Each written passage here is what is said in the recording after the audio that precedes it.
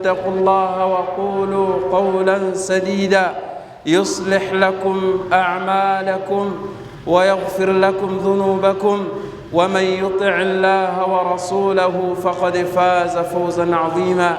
أما بعد، فإن أصدق الحديث كتاب الله، وخير الهدى هدى محمد صلى الله عليه وسلم، وشر الأمور محدثاتها، فإن كل محدثة بدعة وكل بدعة ضلالة كل ضلالة في النار. Ndugu katika imani, baada ya kumhimidi Allah subhanahu wa ta'ala na kumtakia sala na amani kipenzi cha umma huu Muhammadin sallallahu alayhi wasallam, Allah anazungumza ndani ya Qur'ani akisema: ya ayyuhalladhina amanu ittaqullaha walitanzur nafsum ma qaddamat lighad wattaqullaha innallaha khabirun bima ta'malun. وقال النبي صلى الله عليه وسلم: حاسبوا أنفسكم قبل أن تحاسبوا وزنوا أعمالكم قبل أن توزنوا.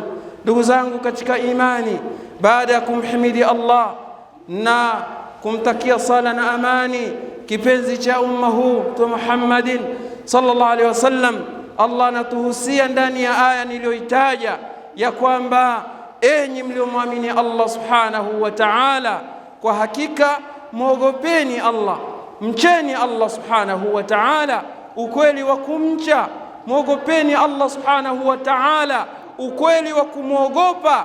Lakini pia walitanzur nafsum ma qaddamat lighad, na nafsi ya mja itathmini, ikae chini, itafakari ni jambo gani ambalo imelifanya kwa ajili ya kesho akhira. Ndugu zangu katika imani, tuna tathmini ya watu wote ambao wanaojihusisha na biashara, wale wafanya biashara, ya kwamba ikifikia mwaka huwa wanakaa chini na wanatafakari jinsi gani walivyopata faida na jinsi gani walivyopata hasara. Sasa jambo hili linafanyika kwa watu katika yale mambo yao ya kidunia, lakini mambo yao yanayohusu akhira, mambo yao yanayohusu safari yao ya milele au makazi yao ya milele.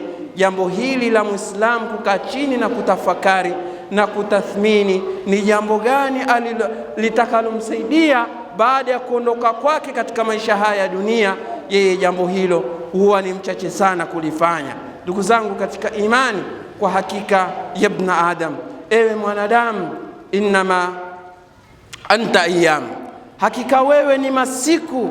Idha dhahaba yaumun, siku moja inapoondoka katika umri wako, basi tambua ya kwamba dhahaba ba'duka, inaondoka sehemu katika umri wako. Kwa hiyo kadri ya siku zinavyozidi kuendelea mbele, ndivyo hivyo Allah subhanahu wa ta'ala anavyotukaribisha zaidi katika mwisho wetu.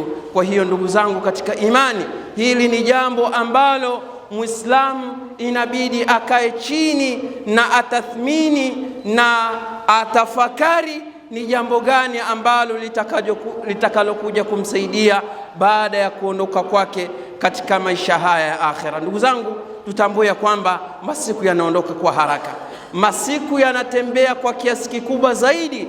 Leo hivi tulikuwa katika mwezi mtukufu wa Ramadhani, tulikuwa katika kipindi cha msimu muhimu wa mwezi wa Ramadhani, lakini baada ya masiku kadhaa mwezi wa Ramadhani umeondoka, na bila ya shaka Allah subhanahu wa ta'ala kwa mapenzi yake na taufiki zake na rehema zake akatuwafikisha tukafika katika msimu mwingine muhimu, msimu wa masiku 10 ya Dhulhijja. Walillahi alhamdu, Allah akatukaribisha au akatufikisha katika masiku haya tukiwa na afya njema, na akatufikisha kuyafanya yale ambayo yanayomridhisha Allah subhanahu wa ta'ala. Kwa hiyo ndugu zangu katika imani, hizi ni katika neema za Allah, haya ni katika mapenzi ya Allah. Mwanadamu asione ya kwamba labda ni uwezo wake, labda ni kwa sababu yeye anajiweza. Hapana, hadha min fadlillah, haya yanayojitokeza wewe Allah subhanahu wa ta'ala kukujalia na kukuwezesha kuyafikia masiku muhimu, kuzifikia nyakati muhimu, kuzifikia misimu zilizokuwa ni muhimu sana mbele ya Allah subhanahu wa ta'ala, misimu ambayo utakapofanya matendo yaliyokuwa ni ya kheri yanakuwa ni bora zaidi mbele ya Allah subhanahu wa ta'ala, na Allah akakuwafikisha kuyafikia masiku hayo na wewe ukiwa na afya njema, na Allah kheri aliyokujalia iliyokuwa ni kubwa zaidi akakuwafikisha ukafanya kheri za aina mbalimbali, ukatoa sadaka, ukafunga, ukafanya khairati za aina mbalimbali. Kwa hakika haya ni katika mapenzi, haya ni katika ukubwa wa Allah subhanahu wa ta'ala, na wewe mwanadamu inabidi umshukuru Allah subhanahu wa ta'ala kwa kuwafikiwa na neema hii. Na wanachuoni, ndugu zangu katika imani, katika jambo ambalo walilogawanya miongoni mwa aina za shukrani ambazo mja zinathibiti kwake mbele ya Allah subhanahu wa ta'ala, ni pale ambapo Allah anapomwafikisha katika kheri au katika neema zilizokuwa ni neema muhimu, na yeye akawa ni mwenye kuiona ile neema, na yeye akawa ni mwenye kusema hili ni katika fadhila za Allah subhanahu wa ta'ala, hili ni katika uwezo wa Allah subhanahu wa ta'ala, lakini pia akawa ni mwenye kuwa na kutamka maneno ya kwamba alhamdulillah, sifa njema, ninamshukuru Allah subhanahu wa ta'ala kwa ile neema aliyonipa kwa kuniwafikisha kufanya matendo yaliyokuwa ni mazuri. Ndugu zangu katika imani, nyingine pia wakasema ya kwamba ni kuutumia ule muda aliyomjalia mja akautumia vizuri katika kumtii Allah subhanahu wa ta'ala, na hii ni katika zile aina zinazoonyesha mja jinsi gani anavyomshukuru Allah subhanahu wa ta'ala. Lakini pia ya mwisho wakasema ya kwamba ni mja kutokutumia zile fursa alizompa Allah subhanahu wa ta'ala, ile neema aliyompa Allah subhanahu wa ta'ala akaitumia vibaya na akawa ni mwenye kumwasi Allah subhanahu wa ta'ala. Kwa hakika huyu atakuwa ni mwenye kuangamia na kupata hasara iliyokuwa ni kubwa. Ndugu zangu katika imani, ama katika khutba yetu ya leo tutaangazia katika an athari sum'a, tabia njema ambayo mwanadamu anakuwa nayo katika ulimwengu huu wa ardhi, jinsi gani ilivyokuwa na nafasi kubwa mbele ya Allah subhanahu wa ta'ala. Fa'an Anas radiyallahu anhu ta'ala wa ardah qala marru ala rasulillahi sallallahu alayhi wa sallam bijanaza فأثنوا عليها خيرا فقال النبي صلى الله عليه وسلم وجبت، ثم مروا بأخرى فأثنوا عليها شرا فقال النبي صلى الله عليه وسلم وجبت. قال عمر رضي الله عنه يا رسول الله فما وجبت؟ قال عمر رضي الله عنه ما وجبت يا رسول الله.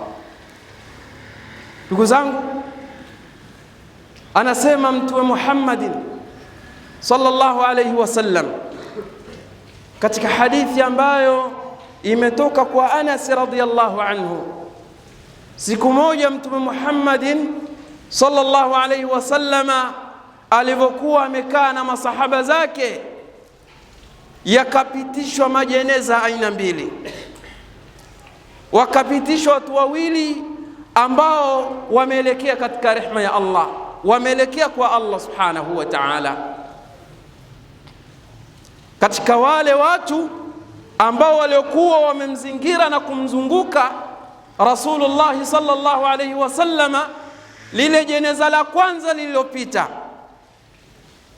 watu wakawa wanalisifia kwa uzuri, wakawa wanalisifia na sifa nzuri, wakawa wanalipa maneno mazuri.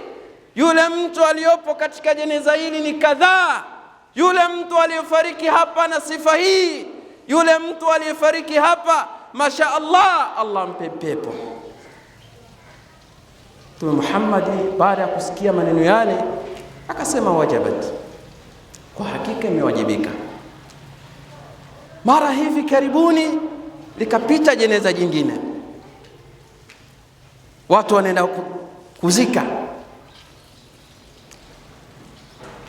Watu waliokuwa wamemzunguka Mtume Muhammad sallallahu alaihi wasallam, baada ya kuona lile jeneza tu, baada ya kumwona mtu yule, wakawa wanamsifia kwa ubaya kwamba huyu alikuwa ni mtu aliyekuwa ni mbaya zaidi, hakuna shari iliyompita katika maisha yake isipokuwa ameifanya. Mtume sallallahu alaihi wasallam akasema wajib